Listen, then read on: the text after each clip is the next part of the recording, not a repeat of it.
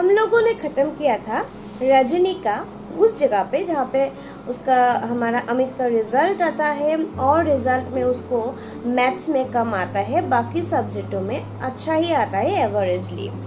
तो क्यों उसको कम आया ये हमने देखा कि मैथ्स के जो टीचर है उन्होंने बोले थे कि अगर वो उनसे ट्यूशन नहीं लेंगे तो कुछ भी हो सकता है, मार्क्स कम मिल सकता है। तो रजनी उसका मार्क्स देखता है, यहाँ पे हम लोगों ने ख़त्म किया था। वो रो रहा था कि क्यों उसको ट्यूशन नहीं दिया गया, आज इसका ये हालत है। लीला अपराधी की तरह सफाई देते हुए, तुझे अंग्रेजी को लेकर थोड़ी परेशानी थी सो अंग्रेजी में करवा दी थी ट्यूशन, अब दो विषयों की ट्यूशन, फिर लंबी चौड़ी फीस। बेटे अपनी आर्थिक मजबूरी की बात वो शब्द से नहीं चेहरे से व्यक्त करती है, पर ये तो अंधेर ही हुआ कि सारा पेपर ठीक हो फिर भी नंबर काट ले। तब वो जो मम्मी है, लीला है, अमित की मम्मी, उनको अपराध फील हुआ कि क्यों उन्होंने ट्यूशन नहीं दिया। ठीक है, लेकिन फिर ये भी सोच रहे कि तो तेरा तो इंग्लिश में प्रॉब्लम है इसलिए मैंने इंग्लिश में ट्यूशन दिलवा दिया। फिर दो ट्यूशन, इस हालत में पैसा भी बहुत ज़्यादा होता है, मैं कैसे दूंगी। ये तो ऐसा हो गया कि तुम सही सब कुछ लिखो उसके बाद भी तुम्हारा मार्क्स कटवा दिया जाता है, ये कौन सी बात है। रजनी, अभी रजनी बोलती है, रजनी की भौहों में एकाएक बल पड़ जाते हैं। वो रोते हुए अमित को खींचकर अपने पास सदा लेटी है। रो मत, उसके आंसू पूछते हुए। अमित रोएगा नहीं, समझे, मैं जो पूछता हूँ उसका जवाब देना, बस कुछ देर रुक कर। तुझे अच्छी तरह याद है कि तूने पूरा पेपर ठीक किया था। अमित स्वीकृति में सिर हिलाता है। पापा के पास दोबारा पेपर करने से पहले दोस्तों से या किताबों से उन सवालों के जवाब तो नहीं देख लिए थे। फिर उसके मन में कुछ और कुछ चल रहा था रजनी के, इसलिए पहले तो वो भी रोए। रोने के बाद अमित को अपने पास बुलाया, अपने पास रखा और फिर बोला मत रोने के लिए। अभी हमारे रजनी अमित को कुछ ऐसा क्वेश्चन करता है कि मत रोके, मैं जो बोलती हूँ वो कर। तो रजनी प्रश्न करता है कि तुमने सही पेपर दिए, तुम्हें सचमुच याद है। तो अमित बोलता है हाँ, वो सिर हिलाता है। ठीक है, उसके बाद बोलता है कि पापा के पास जब तुमने क्या किया था, पेपर फिर से लिखा, तो पहले बुक में देख लिया था या फिर दोस्तों से बात कर लिया था, दोस्तों से पूछ लिया था, ऐसा कुछ हुआ था क्या। तो ये पूछने के बाद अमित बोलते हैं नहीं, जो आकर कर दिए थे, हमको आते थे वो सारे सवाल। फिर बोला नहीं, मैंने किसी से नहीं पूछा, मैंने बुक्स भी नहीं देखा क्योंकि मुझे वो सारे सवाल आते थे। रजनी, मैथ्स का सर कौन है। अमित, मिस्टर पाठक। बोला तो मैथ्स का कौन है टीचर, तो वो बोलते हैं मिस्टर पाठक। एक क्वेश्चन आ सकता है कि मैथ्स के जो टीचर है उनका नाम क्या है। रजनी, कितने लड़के ट्यूशन लेते हैं उनसे। अमित, 22। साल के शुरू में तो 8 लेते थे, फिर पहले टर्मिनल के बाद से 15 हो गए थे।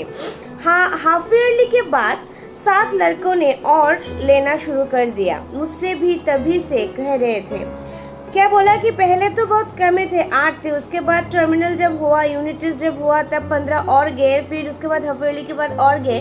तो उसी टाइम से सर मुझे भी बोल रहे थे कि ट्यूशन लो। लीला, हाफ ईयरली में तो उसका 96 नंबर आए थे, इसी ने बताया था क्लास में सबसे ज़्यादा है।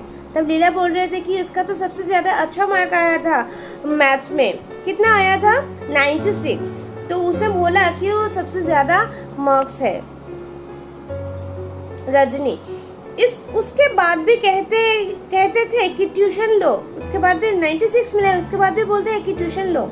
अमित, हाँ, कॉपी लौटाते हुए कहा था कि तुमने किया तो अच्छा है, पर ये तो हाफ ईयरली है, बहुत आसान पेपर होता है इसका। तो अब अगर हाफ ईयरली में भी पूरे नंबर आप अगर इनवाली में भी पूरे नंबर लेने हैं तो तुरंत ट्यूशन लेना शुरू कर दो, वरना रह जाओगे।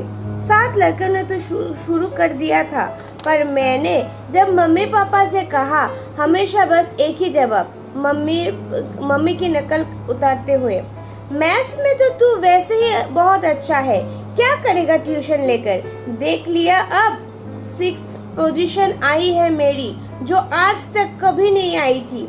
अमित की आंखों से फिर आंसू टपक पड़ते हैं।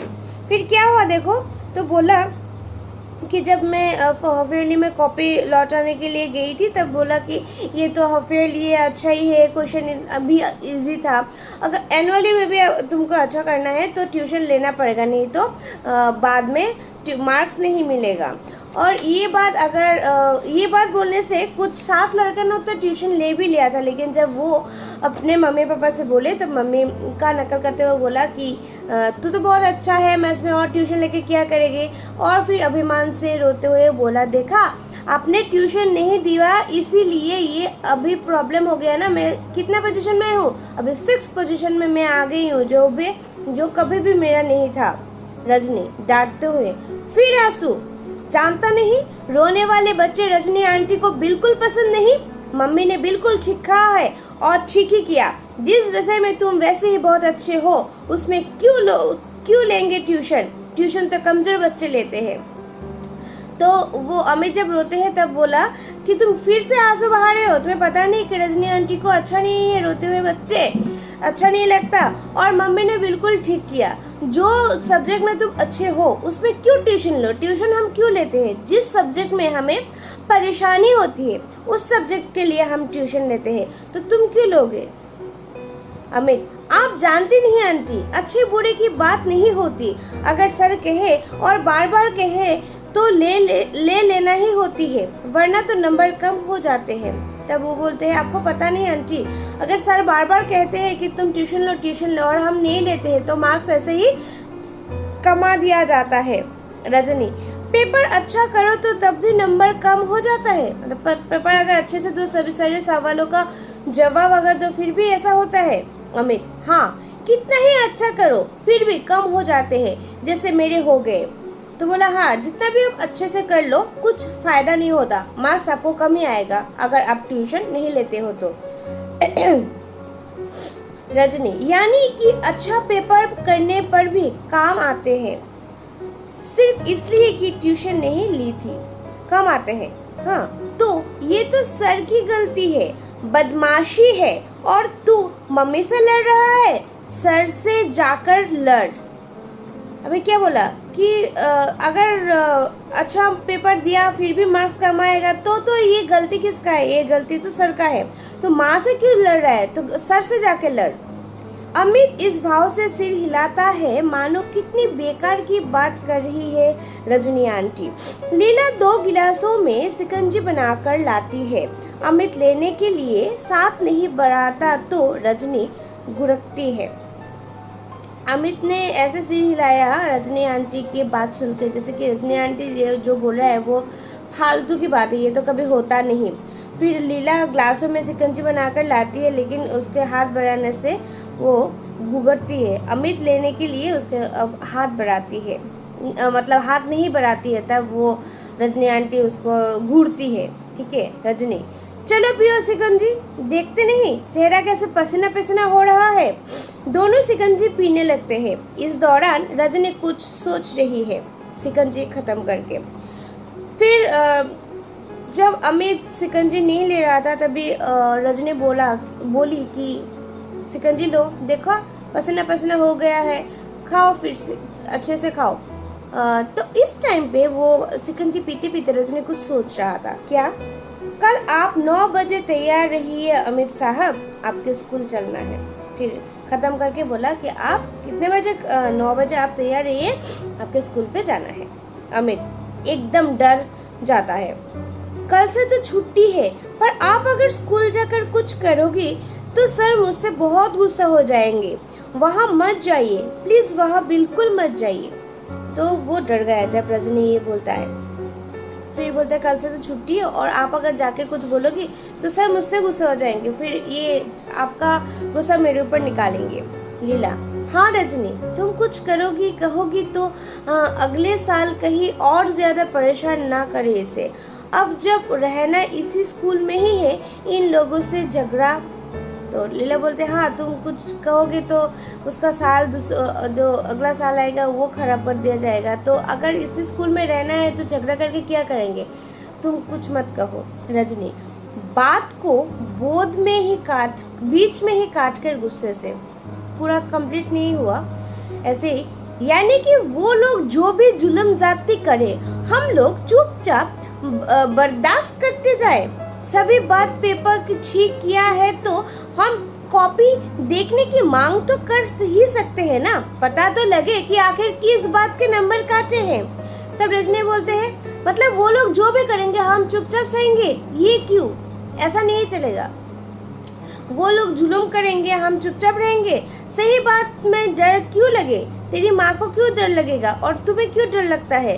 अगर हमारा बच्चा पेपर ठीक करता है तो पेपर देखने में तो कुछ दिक्कत नहीं है ना, पेपर तो चेक कर सकते हैं। अगर देखे कि कहाँ पे उन्होंने मार्क्स काटा, अमित झुझला कर बता तो दिया आंटी आप, मतलब नहीं आप मत जाओ, ऐसे वो बोल रहे थे रजनी गुस्से से।